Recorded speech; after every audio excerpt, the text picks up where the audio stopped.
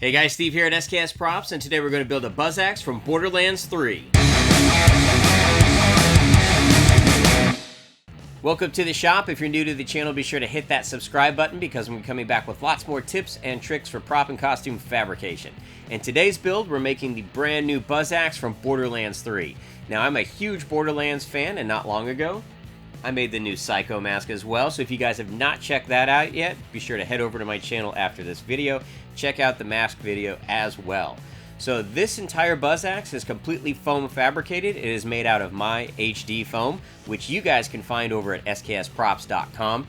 Because it is a foam fabrication, it is completely con-safe, it is extremely light, and it's very durable. I actually just took this one to DragonCon a couple weeks ago, and people were very excited to see it in person, and they were shocked with how light it was, but how firm and durable my foam is. So I want to show you guys the steps that it takes to put this thing together, so if you want to build your own, you can. We got a lot to do, so let's get started.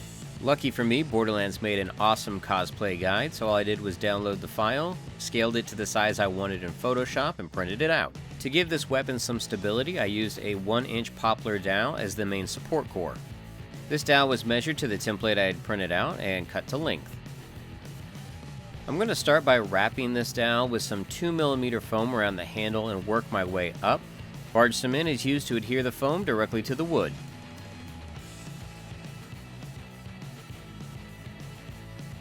Once the foam was cut to fit, I just use a rotary tool to sand it off and make it level. Strips of 6mm foam are then glued onto the wood, and I use a tongue depressor to make sure the spacing is correct. Now the 6mm is a little too thick, so I take it over to the belt sander and I use my rotary tools to knock it down to the same width as the handle. This buzzaxe has a lot of complex curves, so there's going to be a lot of these foam understructures that'll be underneath the various layers that will help build it up and give it that organic look. And you're going to see a lot of this process is just matching up the pieces from my template onto the structure itself. It really doesn't matter how pretty this understructure part is, all of it's going to be covered up with various layers of skinning techniques from here on out. One thing that I always take note of whenever I'm building a prop or costume is where my seam placement is going to be. As you can see right now, this has a huge seam going up the back side of it, but almost all of that will be covered by various parts, and that's designed purposefully.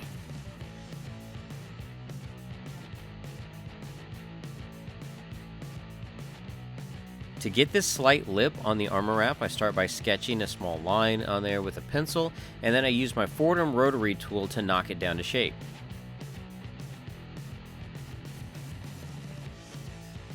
This technique will be repeated on the front and back armor plates as well.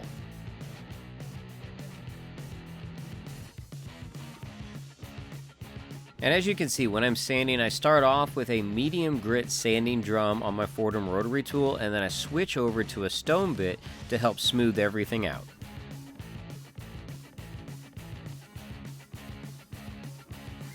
I'm constantly checking for fit against the template I had printed out.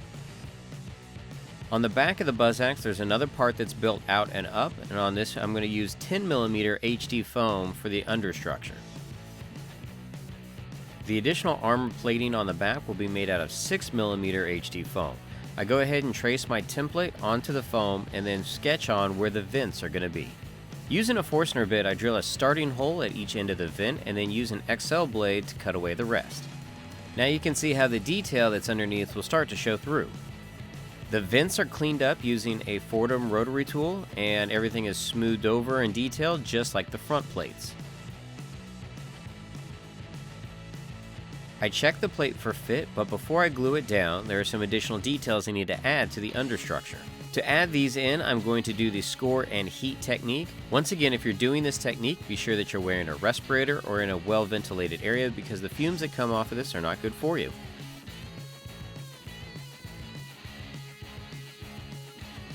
Now you can see by having that multi-layer detail going on there, it makes the piece really come together. Now it can be glued into place, so I use a combination of barge cement and Bob Smith super glue.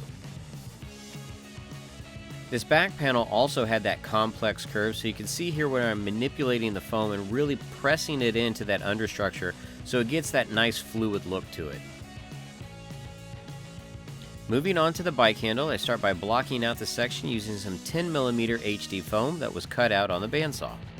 This is the great thing about my HD foam is once again I can use a pencil to do all of these alterations. I'm not having to use a Sharpie and guess where it needs to go. These pieces are all cut out individually and then fit together like a puzzle, being mindful to make sure that each one of them gets sanded before the next piece gets glued into it.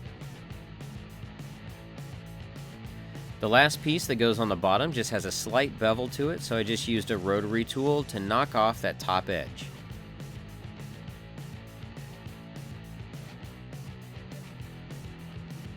Going back to my template, I start working on the blade.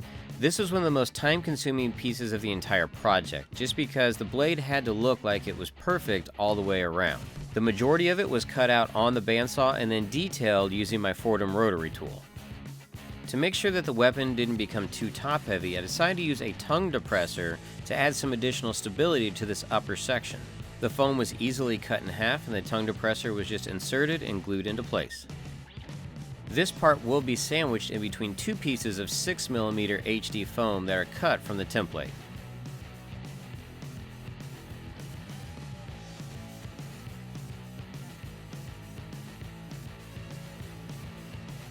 Before I add any additional support or detail layers on top, I go in with my Dremel and round everything over.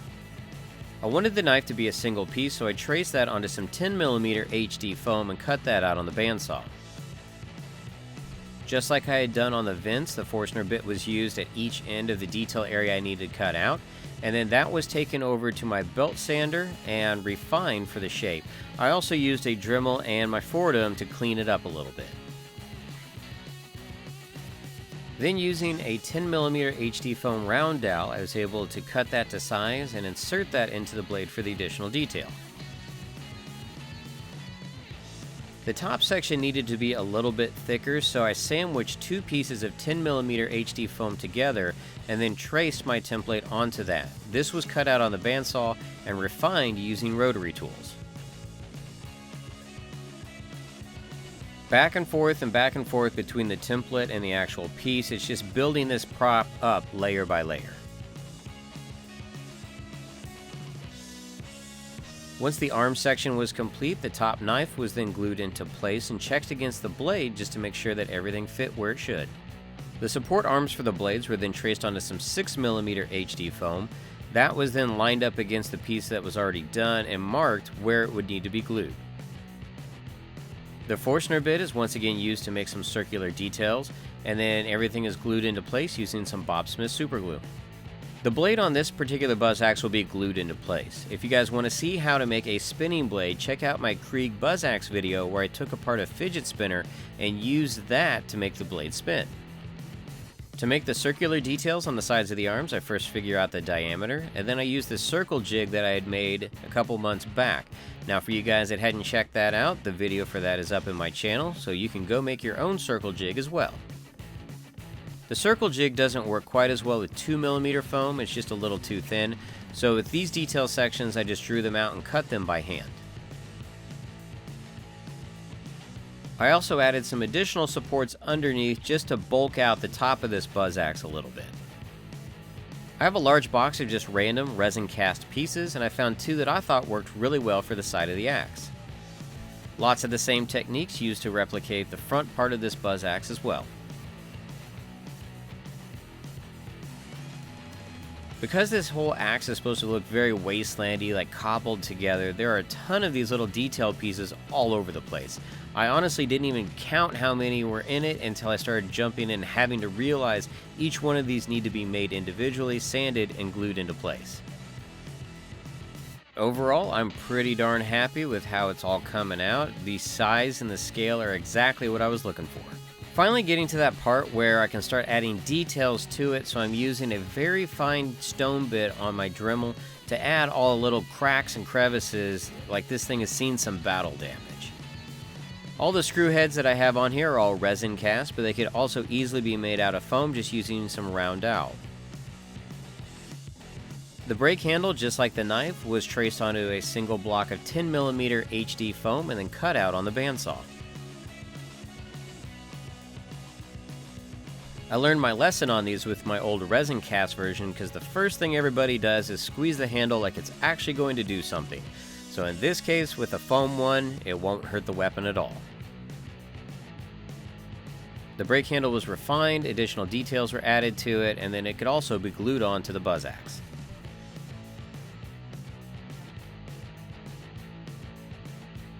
The additional armor cap was also cut out of 6mm foam, and this is exactly why I love foam. You see the complex curves that you can get here by squeezing and pulling it, and once it's glued into place, it'll retain that shape. The brake line for the buzzaxe will actually be made out of a 10mm HD foam round dowel, but to make sure that it stays in place, I'm actually going to be using half of a toothpick and planting that into the foam and then gluing that into place. This will give it a much more structurally stable fit rather than gluing the foam directly to the round dowel. Midway up the axe, the dowel is glued into place, and then that same toothpick technique is used on the back of the weapon as well. All the spikes on this buzzaxe were cut out of 6mm HD foam. The great thing about this, they look scary and deadly, but they're not. And then once again, using my circle jig, I can make the cap for the end of the handle.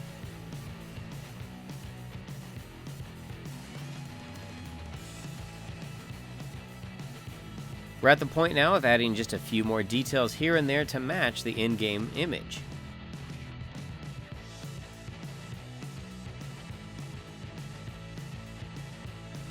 Now this weapon has a really sloppy weld line on it, and to simulate this, I decided that I was going to try to use some foam clay. Those that haven't used foam clay, it is extremely easy to use. All you do is sculpt it, it air dries, and in about 24 to 48 hours it's almost completely cured, and at that time you can cut it and sand it. So what I did was I took the foam clay and I added additional water to it to make it a little runny, and then I used silicone sculpting tools to simulate the weld lines. And last but not least, I took the prop over to my sanding station and I used a stone bit to add all my additional battle damage.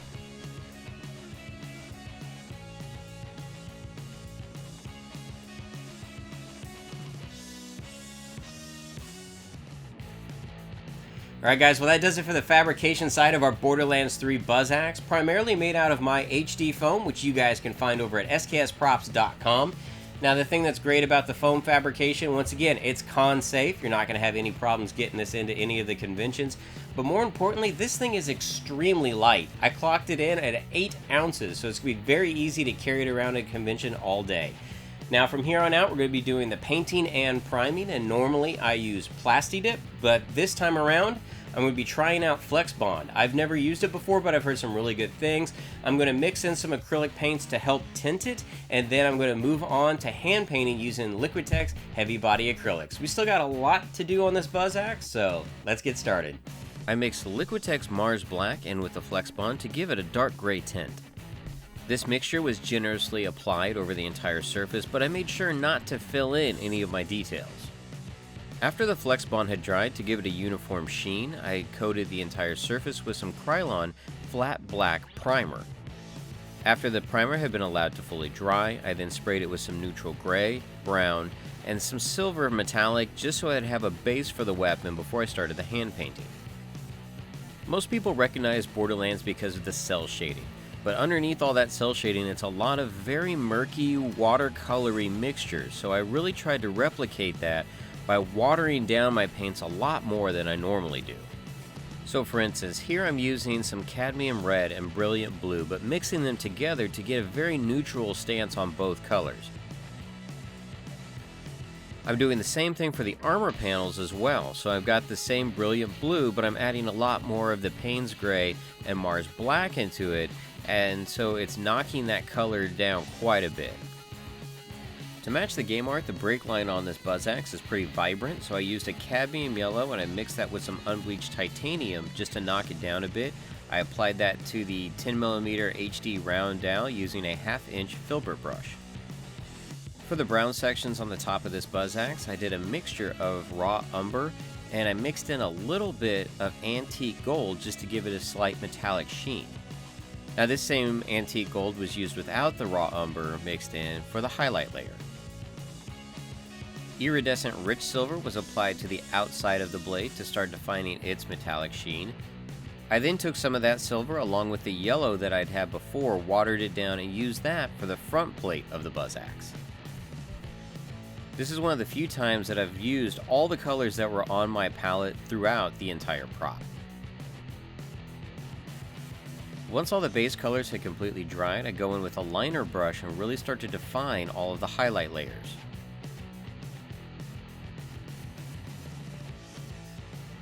Borderlands has a very recognizable highlight layer where everything's very white, so in this case I used Liquitex heavy body parchment and a liner brush to define all those highlights.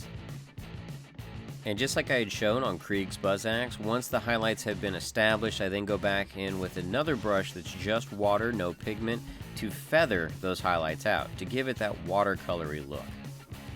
The highlight process is one of those techniques you can easily overdo, so just be mindful of where you're placing all the highlights on the prop. I was almost near the end, getting ready to do my cell shading part, and the prop just looked a little too flat to me, so I went in with Liquitex Iridescent Bright Silver, which won't cover, it will just kind of add a metallic sheen, and I used this in some key points throughout the buzzaxe. And of course, the iconic cell shading is the technique that ties it all together and gives it that Borderlands look. This is done by using various different liner brushes and Liquitex Heavy Body Mars Black. For this process, I really paid a lot of attention to the Cosplay guide reference and tried to match that as close as I could.